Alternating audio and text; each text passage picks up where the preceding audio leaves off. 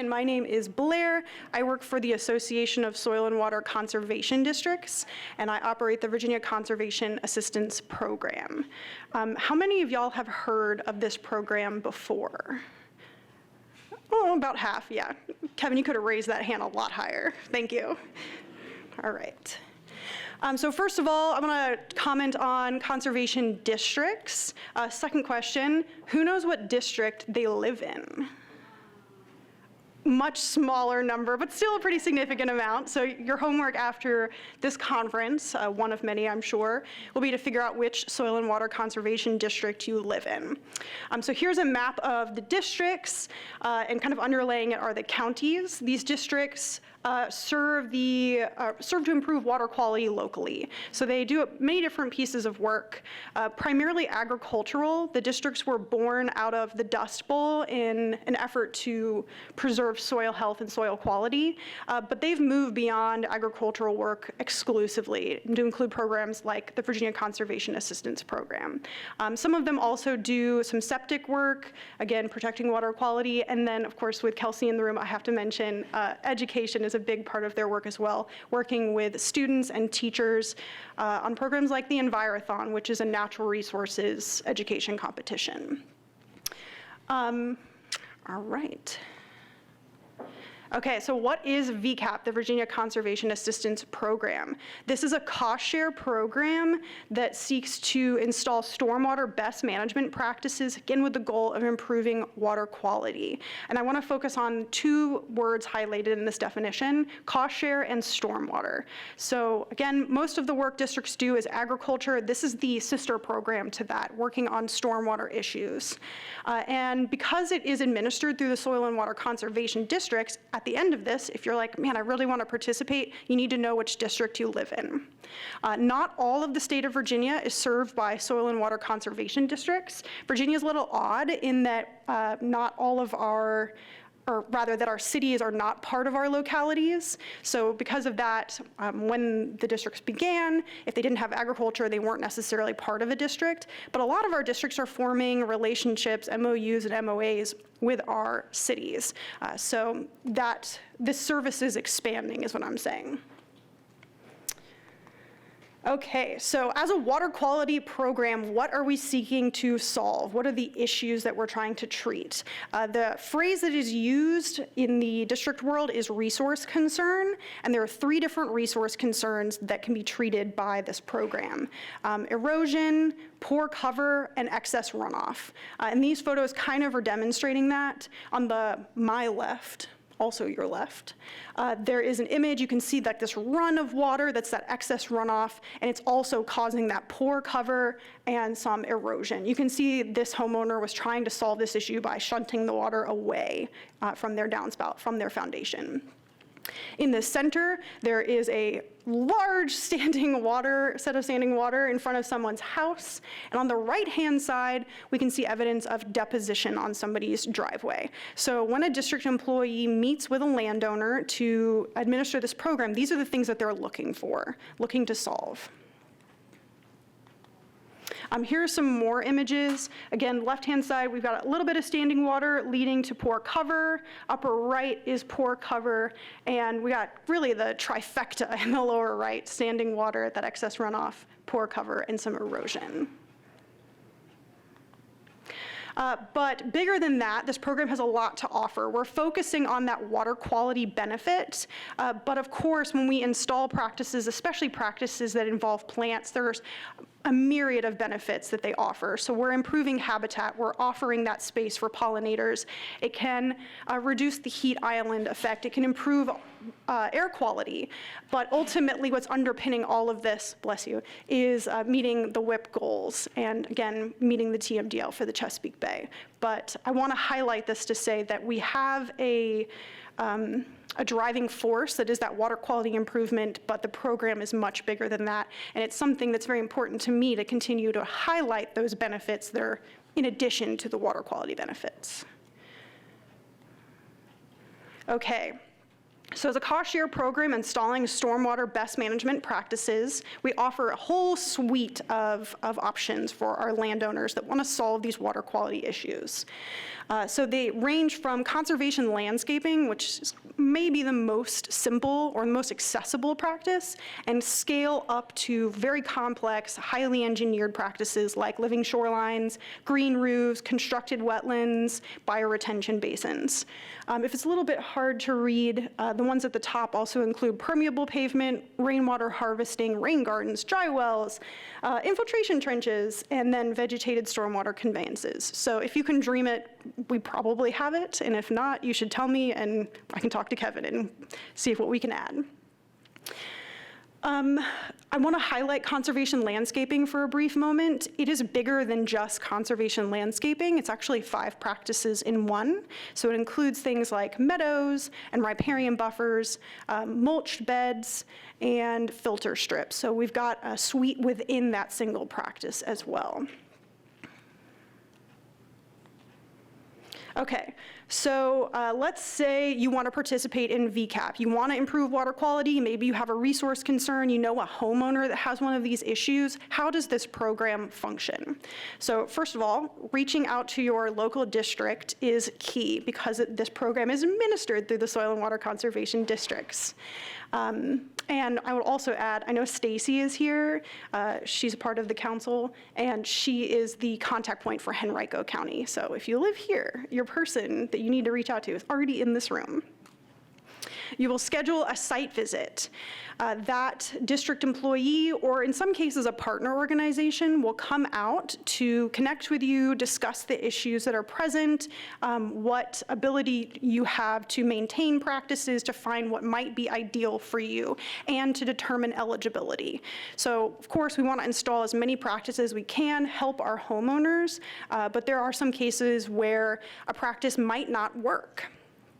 So it might be the practice itself, but we also have some restrictions based on the property type. So state and federal property is not eligible. Anything that is new construction is not eligible. This is a retrofit program. And then agricultural land, but that's because there is an agricultural program already. So you can go to the district staff to learn more about the agricultural program as well. But let's say you are deemed eligible and you found a practice that works for you. What is the next step? You can reach out to a contractor or a landscaper or an engineer, whatever the appropriate person might be, to develop a design plan and come up with an expense sheet or like an invoice. And that will be combined with an application developed by your district staff. It'll go to your local board, who will approve it, and then eventually it goes to our state steering committee for technical review. Once your application is approved, then installation can begin. Only then can installation begin on your project. At the end, this district staff will return and assess the site to make sure it was installed correctly, and your reimbursement will be issued. Oh, well, that's very pleasant.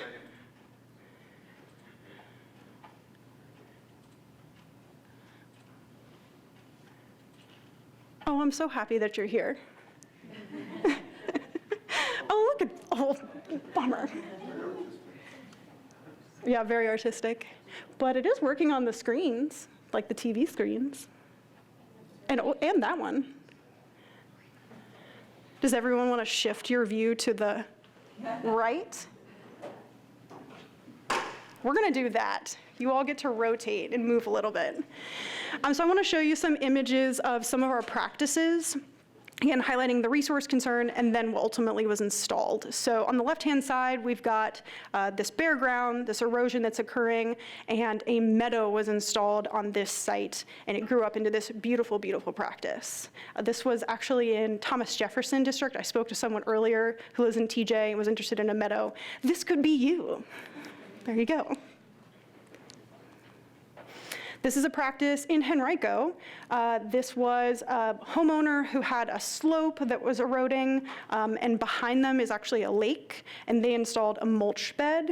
This is obviously a top-tier, top-notch example of a mulch bed that they love very much and clearly have maintained. Also, there's a little golden retriever on the right-hand side. Gives you some context for size. Oh, yes, I'm so excited to show this, especially with Kevin in the room. This was actually a meadow that was installed in 2018 in Lord Fairfax, and we just received some photos of a spot check that was done by a district employee, and it just looked phenomenal. What I really like about this meadow is the landowner converted some of their lawn, but not all of it, and they've still got this clean edge. So they're adding to that habitat while maintaining the property they want for hanging out with their friends or whoever it might be, having a barbecue. This is a rain garden. If you guys are not aware of what a rain garden is, and I'm guessing most people do, but for the few that maybe don't, this is a depressed bed that is meant to retain stormwater that's coming typically from a roof and allows it to sink in, also uses native plants. This is at Grays Mountain Lodge. And this is not too long, maybe a couple of months to a year after it was installed. I was there recently, and it has really grown up beautifully. So again, those plants doing the function of infiltrating that stormwater, providing something beautiful, cleaning air quality as well, providing habitat. This is a rain garden as well. And again, left-hand side, we can see there was some erosion. They probably had some standing water, some issues, and developed into this beautiful planted area. I think picture's worth 1,000 words, and this program is definitely testament to that. Living shoreline projects. So this was a before image for our living shoreline. You can see the erosion occurring, and this is after. And you can see this beautiful planted area behind that riprap sill. You want to pause for 1 moment? Oh, of course.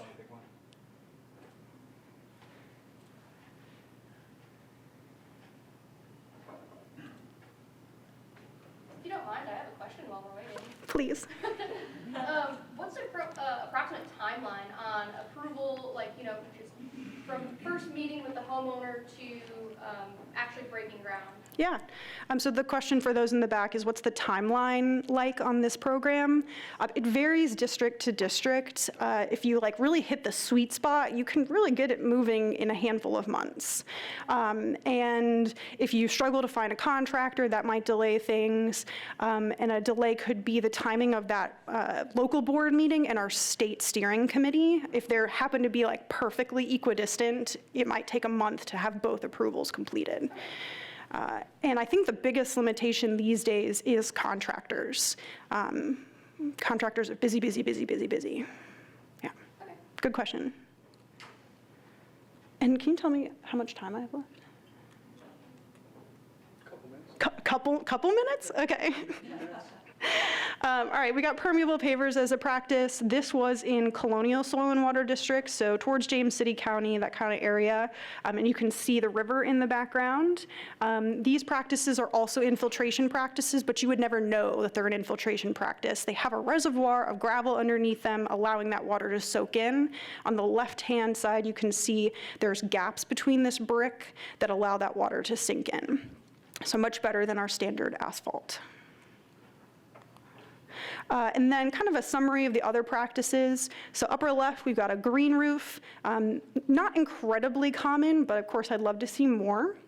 In the middle is our dry well. This is an infiltration practice, sinking in that storm water, but it can have turf over top. So if you struggle to maintain plants, maybe have a very small area, or struggle to maintain, maybe it's very shady, this might be an ideal practice.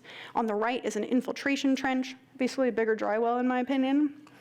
Lower left, we have a vegetated stormwater conveyance, and in the middle, impervious surface removal. This is one I really would like to see used more. So we will pay to have impermeable surface removed. It can be replaced with permeable pavers, but it can be replaced with any of our other practices as well. A lot of times, I've seen recently, people remove half their driveway and replace it with conservation landscaping. And then on the right-hand side, we've got rainwater harvesting. We do have a size limit. It has to be at least 250 gallons. So this is bigger than your standard rain barrel. Okay. Okay, 15 minutes. All right, this is a little bit tiny, but I just want you guys to be aware of the cost share rates that are available for these practices.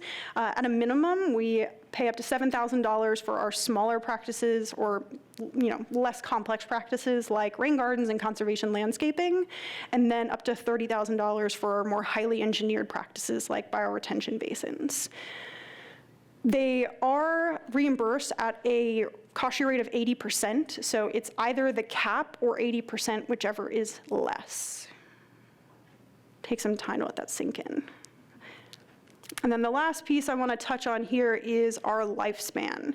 So these practices do have to be maintained for 10 years. You sign a contract to maintain them for 10 years. Very important to convey that. All right. I hope you all have lots of ideas now. So what has this program done since its inception in 2016? So over $6 million in cost share has been distributed and $500,000 in technical assistance to our districts. The districts do receive some funding to support their work. And since 2016, that's been 811 practices installed. And we just did a recount yesterday, and I didn't update this, but it's even higher than that now. So this does mean that you've probably driven by one of our practices. Breaking down the practices based on their popularity, conservation landscaping is by far the most popular practice. Again, there's 5 practices within that, so that makes a lot of sense. Permeable pavement is our second most popular, and that's because we have like 2 districts that really love it, and it has swept neighborhoods in particular areas. You'll notice there's one practice missing, constructed wetlands. No one's ever installed a constructed wetland, so I'm putting that out to you. I would love to see one. So if you have an opportunity where that makes sense, please come talk to me.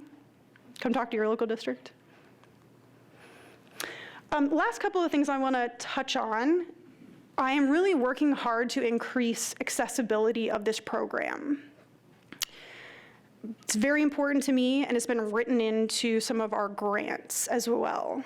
So our different funding sources, we're kind of piecing them together to try to make the program more accessible to our communities.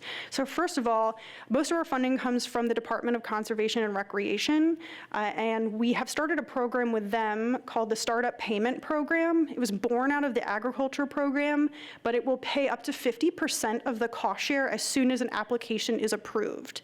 A reimbursement-based program is just not accessible to everyone.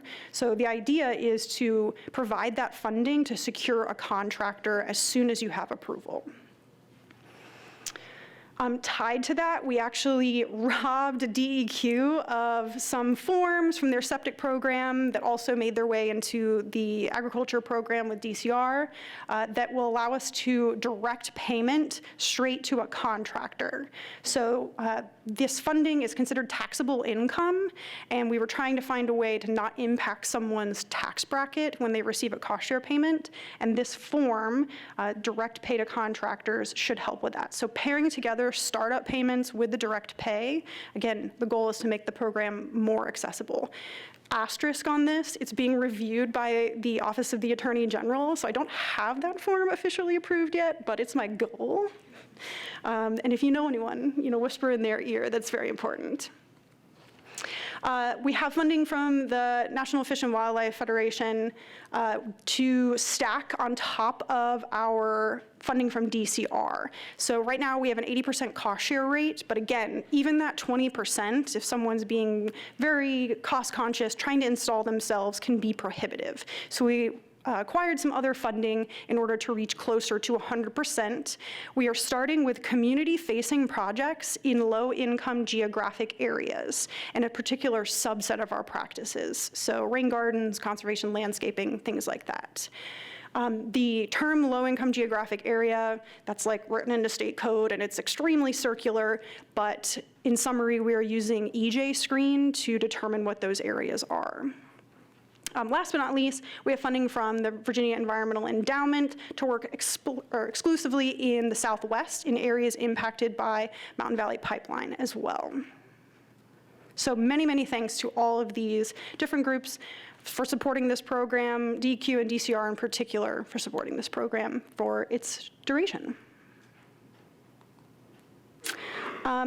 All of our information is available on our website, vaswcd.org/VCAP, and you can also scan this code, and I see at least one phone out, so I will leave it up.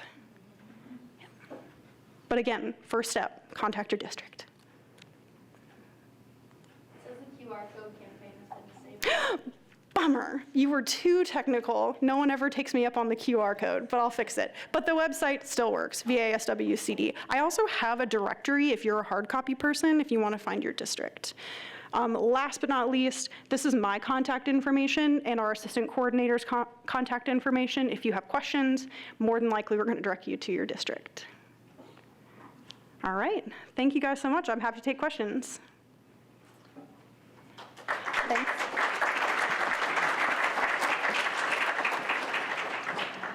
We do have like 5 minutes for questions, so I can come around with a microphone so everybody can hear. Hi, what if your district doesn't participate in VCAP? Oh, man. Oh, you just had to throw me the curveball right from the beginning. Okay, so every district is able to participate in VCAP. Not every district does right now. The program started in the Chesapeake Bay watershed, so especially our districts that are outside of the watershed are newer. They're learning. So we got a couple different routes here. First of all, still reach out to your district, tell them that you're interested. Next, more than likely, they're gonna reach out to me and say, hey, I got this person who's interested, what's the deal? We have a couple different pathways. I can support them through the application process, that's my job, as they learn, and I ask that you be kind as they learn as well, but I'm also looking for partner organizations. So we work with some partners in districts that are already at capacity to administer VCAP. So for instance, Friends of the Rappahannock very kindly does the field work for a few districts up in the Rappahannock watershed, and they still turn that application over to the district, goes through their board, goes to the state steering committee. But we just have a field agent that's different than a district staffer. If you're from the Southwest, or rather I should ask, where are you from? Lynchburg. Oh my gosh, so I want to tell you that Lynchburg had their first application 2 months ago, so it's open. I'm from Lynchburg, so it was very important to me.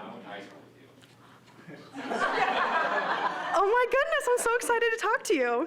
But Robert E. Lee is offering the program now. But I do want to round this out by saying that, again, in the Southwest, I'm investigating a couple different partners, and if you are from the Southwest and you want to be a partner, reach out to me, let me know. Trying to grow the program. Great question. What? Okay, go ahead. Do you happen to know which of the 9 districts are having the DCR funding for the startup? Yeah, so all of our districts use DCR funding, but the districts that are participating in the startup payment program, oh goodness gracious. Better question, are you interested in a particular district? 8, the Northern Neck. Northern Neck is not participating in the startup payment program right now, so it's up to the districts to sign up for that program. But for instance, let me see, James River is offering it. Let me see, Henricopolis, John Marshall, Headwaters, Hanover Caroline, Colonial, Blue Ridge, Mountain Castles. I think that's all I can come up with. I'm not sure if that was 9. Do I have other questions? Yep, another one back here. Wow. Part of the 10-year maintenance agreement, is that covered by the grant or is that on the homeowner? So that's a great question. It is on the homeowner right now, but we are, again, I recognize that as a barrier to participation to maintain a practice for that amount of time. So we do have some funding available for maintenance. To be honest, I haven't fleshed out exactly how we're gonna roll that program out, but I'm actively working to provide funding to support maintenance.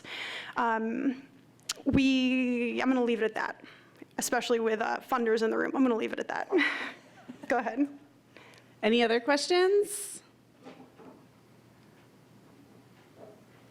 All right. Thank you so much, Blair. Thank you, guys.